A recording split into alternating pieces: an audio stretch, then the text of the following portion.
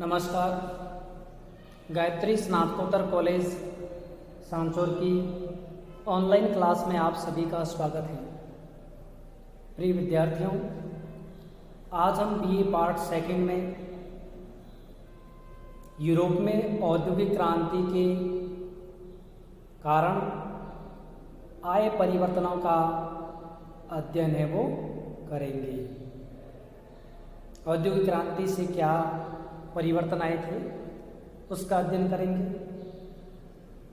कल के वीडियो में हमने इंग्लैंड में औद्योगिक क्रांति क्यों शुरू हुई उसको पढ़ा था।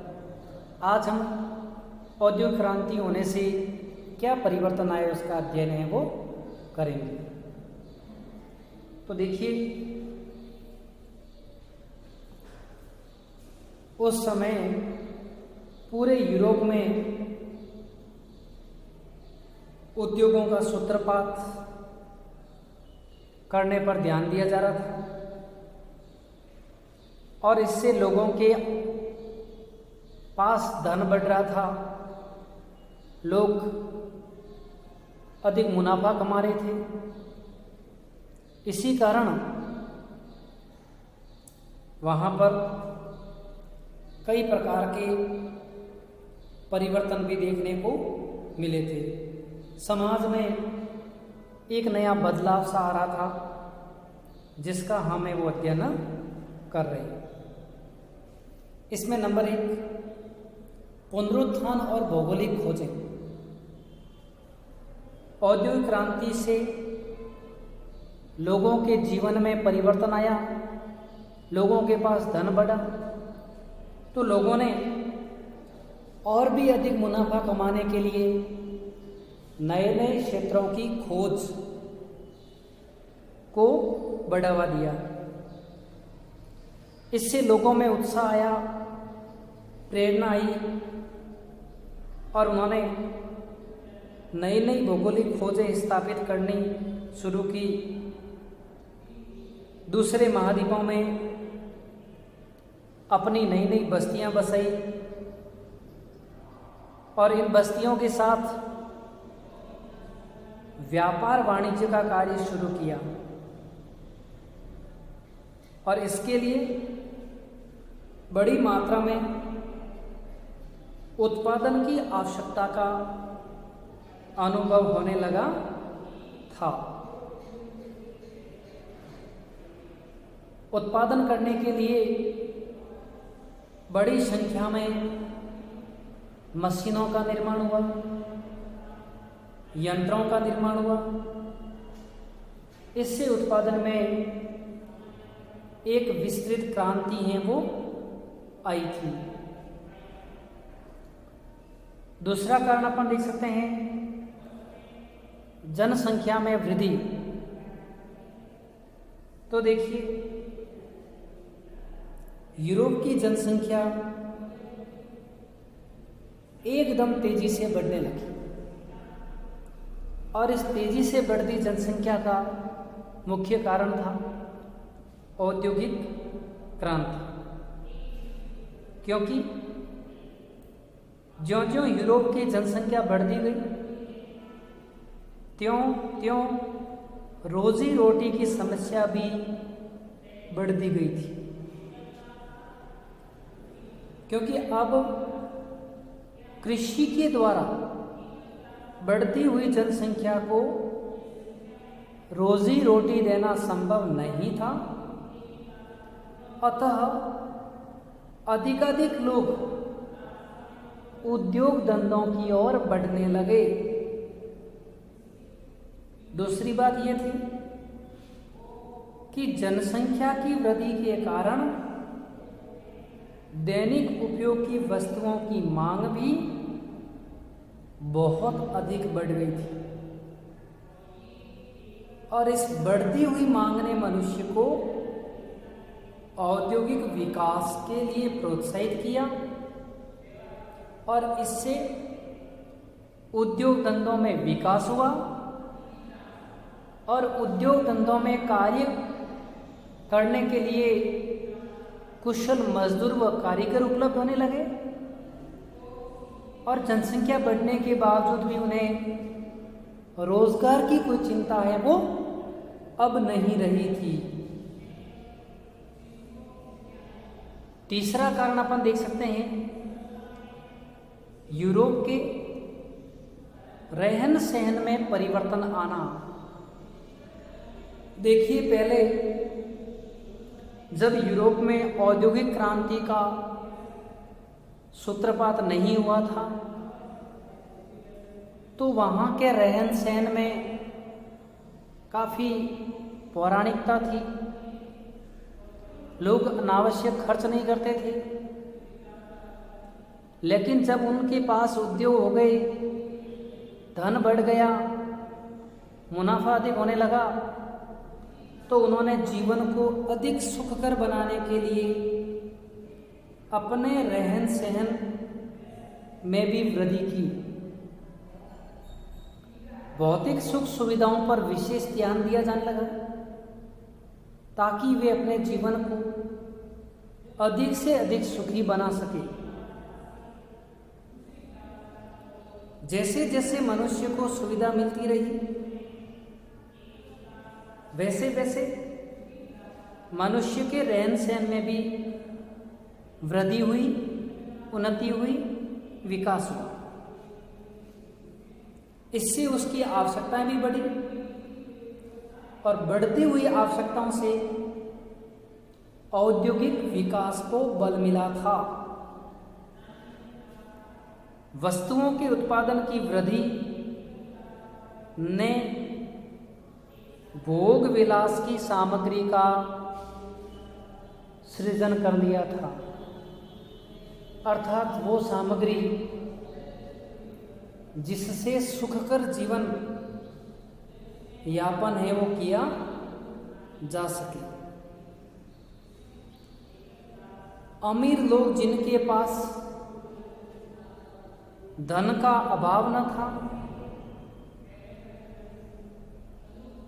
अपनी शान शौकत बढ़ाने के खातिर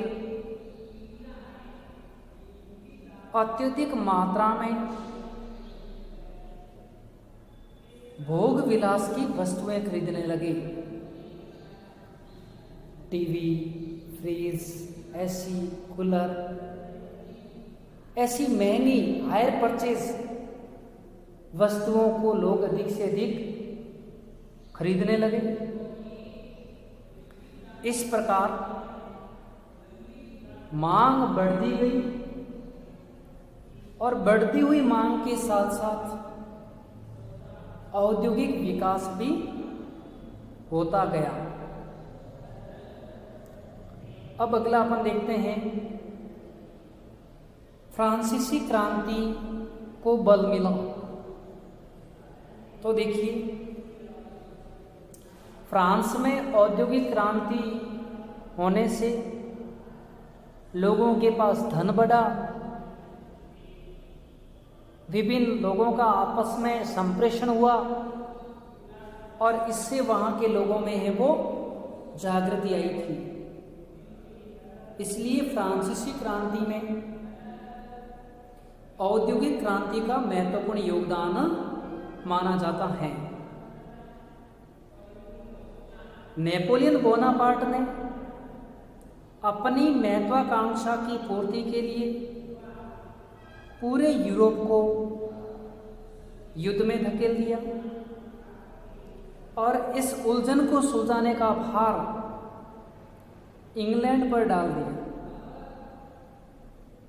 इंग्लैंड को न केवल अपने सैनिकों अपितु अपने देश के सैनिकों की आवश्यकताओं को पूरा करना पड़ा।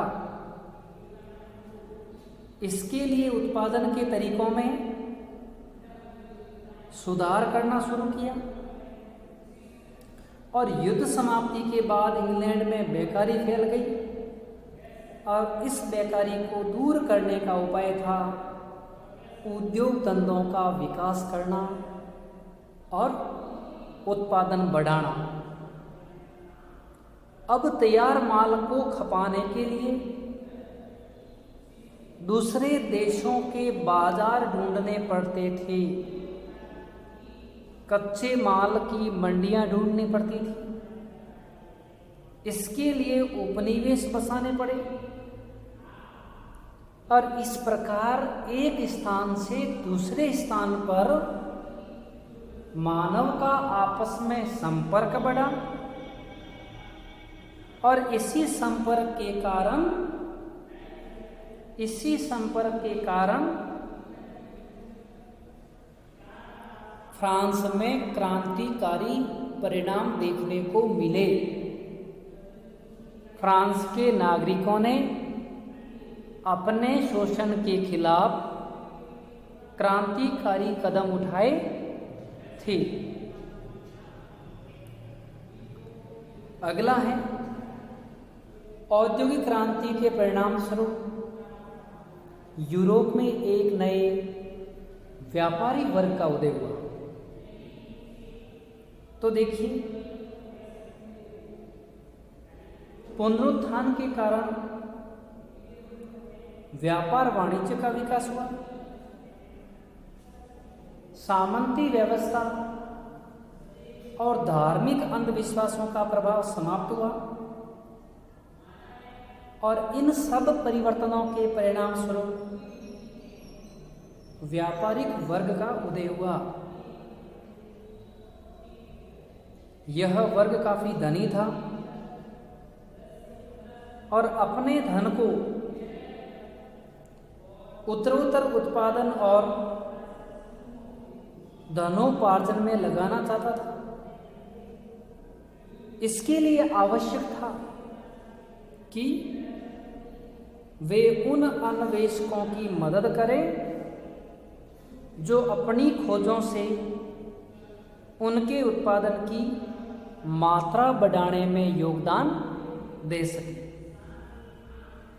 इस प्रकार नए नए यंत्रों का खोज शुरू हुई, नई नई फैक्ट्रियां स्थापित हुई, नए नए उद्योग धंधे स्थापित हुए और इससे यूरोप में एक बड़ा व्यापारी वर्ग है वो उदय हुआ था।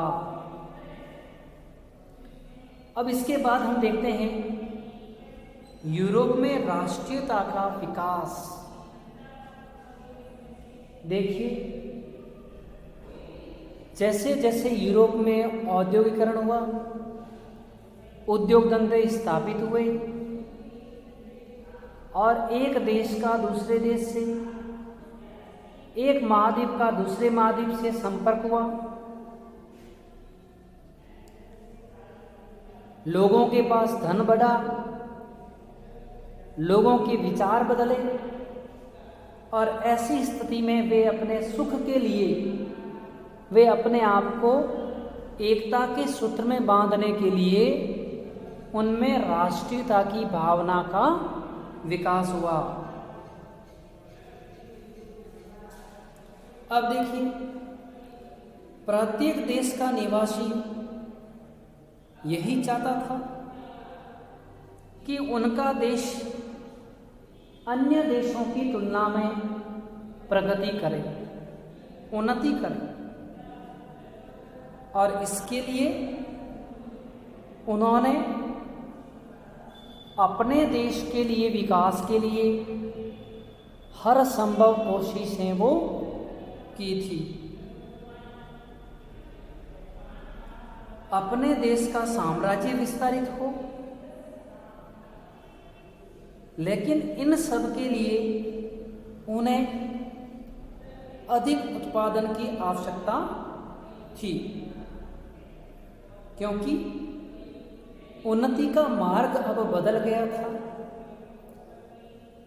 जिस देश के पास जितने अधिक उद्योग धंधे थे, वह राष्ट्र इतना ही मजबूत था, ताकतवर था। इस कारण इस आर्थिक प्रगति के सहारे ही राष्ट्रीयता की भावना का विकास हुआ। इस दौड़ में वही राष्ट्र आगे बढ़ सके जो अधिक से अधिक उत्पादन करने में समर्थ थे। इंग्लैंड ने जो विशाल साम्राज्य खड़ा किया, उसकी सफलता का प्रमुख कारण राष्ट्रीयता की भावना भी मान सकते हैं। Thank you.